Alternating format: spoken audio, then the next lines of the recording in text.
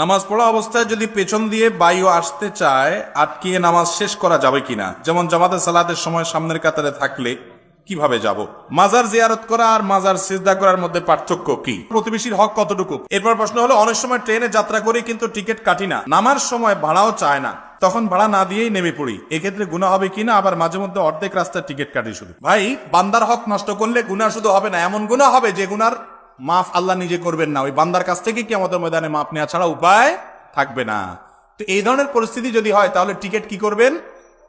কথার কথা 50 টাকার টিকিট ফাঁকি দিয়েছেন, বুঝেন নাই তখন, এখন আল্লাহর ভয় আসছি যে ট্রেনের টিকিট 50 টাকা ফাঁকি দিয়ে আপনি চলে গেছেন, টিকিট কাটেন নাই, ওই ট্রেনের টিকিট এখন 50 টাকার স্ট্যান্ডিং টিকিট কিনবেন, কিনে ওটা ছিঁড়ে ফেলে দিবেন, ট্রেনে আর উঠবেন না। তাহলে টাকাটা কোম্পানি পেয়ে গেল, রেল কর্তৃপক্ষ পেয়ে গেল, আপনিও দায়মুক্ত হয়ে গেলেন। বুঝেন নাই কথা? বুদ্ধিটা বুঝেন নাই? আপনি যত টাকার টিকিট ফাঁকি দিচ্ছেন যোগ বিয়োগ করে দেখলেন সব মিলে 500 টাকা হয়েছে বা 2000 টাকা হবে, এর বেশি হবে না। তাহলে এবার রেলের টিকিট ফাঁকি দিচ্ছেন, আপনি তো জানেন কোন রুটে চলাফেরা করেন, কিশোরগঞ্জ টু ঢাকা, আপনি এই রুটে চলাফেরা করে ফাঁকি চুকি দিচ্ছেন, সব মিলে মোট এতবার হবে, এত টাকার বেশি না। অত টাকার ট্রেনের টিকিট কিনে স্ট্যান্ডিং টিকিট কিনলেন, কিনে সেটা ছিঁড়ে ফেলে দিলেন, আপনি ট্রেনে উঠলেন না কিন্তু টাকাটা ঢুকিয়ে দিলেন, তাহলে টাকাটা মালিক পেয়ে গেল কি গেল না? আপনি দায়মুক্ত হয়ে যাবেন ইনশাআল্লাহ। এরপর প্রশ্ন হলো, প্রতিবেশীর হক কতটুকু? প্রতিবেশীর হক হলো তাকে কষ্ট না দেওয়া। প্রতিবেশীর হক কি ভাই? আপনার কোনো আচরণ দ্বারা যেন সে কষ্ট না পায়। আপনি জোরে কোরআন তেলাওয়াত শুনতেছেন, তার ঘুমের ক্ষতি হচ্ছে, এটা প্রতিবেশীর হক নষ্ট। আর গান শুনলে তো কথাই নেই। আপনার কোনো আওয়াজ দ্বারা, আপনার মোরগ দ্বারা, আপনার হাঁস দ্বারা, আপনার সন্তান সন্ততি দ্বারা, আপনার বাচ্চা কাচ্চা দ্বারা, আপনার গরু ছাগল দ্বারা, আপনার নিজের দ্বারা কোনোভাবে প্রতিবেশীর যেন কষ্ট না হয়, এটাই হলো প্রতিবেশীর মেইন হক। নবী করিম সাল্লাল্লাহু আলাইহি ওয়াসাল্লাম বলেছেন, লা ইউমিন ওয়াল্লাহি লা ইউমিন ওয়াল্লাহি লা ইউমিন, ওই ব্যক্তি ঈমানদার না, ওই ব্যক্তি ঈমানদার না, ওই ব্যক্তি ঈমানদার না কে? মাল্লা ইয়ামানু জারুহু বাওয়াইকাহু, যার প্রতিবেশী তার হাত মুখের ক্ষতি দ্বারা নিরাপদে থাকতে পারে না। অতএব প্রতিবেশী যাতে আপনার ক্ষতি দ্বারায় ক্ষতিগ্রস্ত না হয়, এটাই হলো তার মূল অধিকার। দ্বিতীয় অধিকার হলো, আল্লাহ আপনাকে কোনো নেয়ামত দিয়েছে, আপনার প্রতিবেশীকে সেখানে শরীক করবেন। নবী সাল্লাল্লাহু আলাইহি ওয়াসাল্লাম বলেছেন, গোশত রান্না করেছো, ঝোল বাড়িয়ে দাও, যাতে প্রতিবেশী বাসায় একটু পাঠাও। আমরা ছোটবেলায় দেখেছি বাংলাদেশের প্রতিটা জেলায়, প্রতিটা অঞ্চলে কালচার ছিল, মা চাচিরা ভালো কিছু রান্না করলে, বাজার থেকে ভালো কিছু আনলে, এমনকি ফলমূল আনলে, পাশের বাড়িতে, পাশের ঘরে একটু একটু হাদিয়া পাঠাইতেন।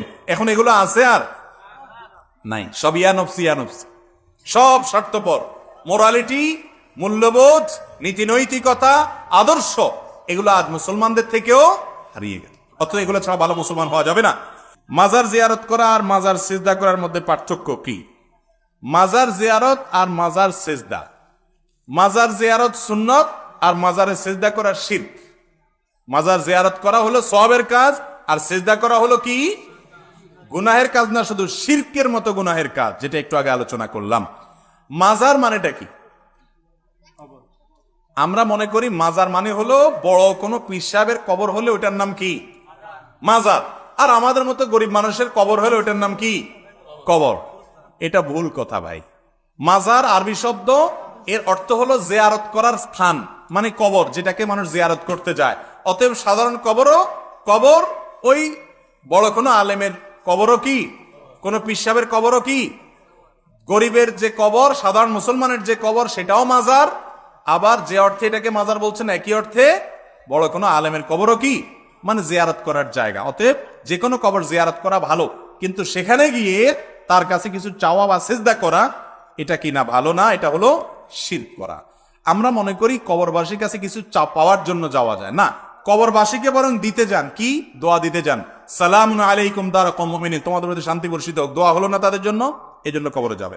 জোহরের কিছুক্ষণ আগে সফরে বের হয়েছি, এখন আমি জানি আসরের আগে ওখানে কিছুতেই পৌঁছতে পারবো না, এক্ষেত্রে জোহরের নামাজকে আসরের সাথে পড়তে পারবো নাকি কাজা হয়ে যাবে? সফরে জোহর, আসর এবং মাগরিব, এশা, এগুলো মুসাফির ব্যক্তি জমা করতে পারবে কিনা, অর্থাৎ একত্র করতে পারবে কিনা, এটা নিয়ে ফুকাহাদের মধ্যে মত পার্থক্য আছে। ইমাম আবু হানিফা রাহিমাহুল্লাহর গবেষণা অনুযায়ী, কোন হাদিস অনুযায়ী উনি গবেষণা করে ওনার থট বলে যে না, মুসাফির সফরে জোহর, আসর এবং মাগরিব, এশা এই ওয়াক্তগুলো একটাকে আরেকটার সাথে মিলিয়ে পড়বে না, তবে জমায়ে সুরি করবে। জমায়ে সুরি কি? দৃশ্যত একত্র করা, জোহরকে লাস্ট ওয়াক্তে পড়া, আসরকে ফার্স্ট ওয়াক্তে করা, এটাও এক প্রকার জমা। এটার প্রবক্তা ওনারা। অন্যান্য অনেক ফুকাহা কেরাম বলেন যে না, নবী করিম সাল্লাল্লাহু আলাইহি ওয়াসাল্লাম বিভিন্ন হাদিস থেকে বোঝা যায় সফরে জমা করার কথা। অতএব জোহর এবং আসর মুসাফির একসাথে পড়ে ফেলতে পারে। জোহরকে দেরি করে আসরের সাথে, অথবা আসরকে আগে জোহরের সাথে, আবার মাগরিব এসে একসাথে পড়তে পারে। এই দুই রকমের মত ফুকাহা কেরামের মধ্যে আছে, এবং এটা নিয়ে আমাদের মধ্যে অনেকে আছেন সুবিধা নেওয়া জায়েজ নাই।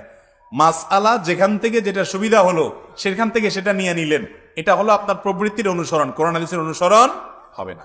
এরকম রোগ আমাদের মধ্যে আছে না নাই? যেখানে যেটা সহজ হয়, সুবিধা হয়, ওখান থেকে ওটা শুধু নেই, আছে না? এটা করা যাবে না। আল্লাহ আমাদেরকে বোঝার তৌফিক দান করুন। নামাজ পড়া অবস্থায় যদি পেছন দিয়ে বায়ু আসতে চায়, আটকিয়ে নামাজ শেষ করা যাবে কিনা? যেমন জামাতে সালাতের সময় সামনের কাতারে থাকলে কিভাবে যাব? দেখুন, সালাতের মধ্যে যদি কারোর বায়ুর প্রেসার চলে আসে, অবশ্যই তিনি সেটা ধরে রেখে সালাত আদায় করবেন, এতে কোনো অসুবিধা নাই। কিন্তু সালাতের আগে, ধরেন সালাতের বাকি আছে আরো 10 মিনিট, আর সময়টা হলো কনকনে শীতের সময়, আপনার বায়ুর প্রেসার আসছে, তখন যদি আপনি চাপাচাপি করে ধরে রাখেন যে 10 মিনিট আমি যদি পার করতে পারি, সাথে আর 5-7 মিনিট যোগ করলে এই 15-20 মিনিট একটু সহ্য করতে পারলে আমার আর ঠান্ডা পানিতে উজুটা করা লাগে না, এই চিন্তা থেকে যদি আপনি চাপাচাপি করে আটকায় রাখেন, তাহলে সেটা কিন্তু গর্হিত কাজ, সেটা কিন্তু ভুল, অন্যায় কাজ। কারণ আপনার এই চাপাচাপি করে আটকায় রেখে যদি নামাজ পড়েন, নামাজে মনোযোগ থাকবে না। কারোর অসুস্থতা আছে, বয়স্ক মানুষ, পানি খুব ধারে কাছে নাই, এই মুহূর্তে নামাজ না পড়লে অসুবিধা হয়ে যাবে, এরকম এক্সক্লুসিভ ভিন্ন কিছু থাকলে, এক্সট্রা কিছু থাকলে ভিন্ন কথা। সচরাচর এই শীতের সময় আমরা অনেকে চাপাচাপি করে উজু ধরে রাখি, অনেকে আবার এটা নিয়ে বাহাদুরি দেখায়, আজ জোহরের সময় উজু করছি আমি, ওইটা দিয়ে কি পার করে দিছি? এশা পার করে দিছি। হ্যাঁ, যদি আপনার পেশাবের বেগ না আসে, বায়ুর বেগ না আসে, আপনি পার করেন, অসুবিধা নেই। কিন্তু বেগ আছে, তাও আপনি ধরে রেখে বীরত্ব জাহির করতেছেন, আপনি বীর না, আপনি বীরু। ভীরু বুঝছেন? মানে কাপুরুষ কেন? একটু ঠান্ডা পানিতে আপনি ভয় পেয়ে যাচ্ছেন, এত ভয়ের কি আছে? এই পানি লাগলে কি মারা যাবেন? নবী করিম সাল্লাল্লাহু আলাইহি ওয়াসাল্লাম বলেছেন, আলা আদুল্লুকুম আলা মা ইয়ামহুল্লাহু বিহিল খাতায়া ওয়া ইয়ারফা'ু বিহিদ দারাজাত। এমন আমলের কথা কি তোমাদেরকে আমি শিখাই দিব না, যে আমলের মাধ্যমে আল্লাহ তাআলা তোমাদের গুনাহ মাফ করে দিবেন আর তোমাদের মর্যাদা বৃদ্ধি করে দিবেন। সাহাবী কেরাম ইয়া রাসূলুল্লাহ, অবশ্যই বলেন, আমরা তো এটাই চাই। তারা তো এটাই চাইতেন।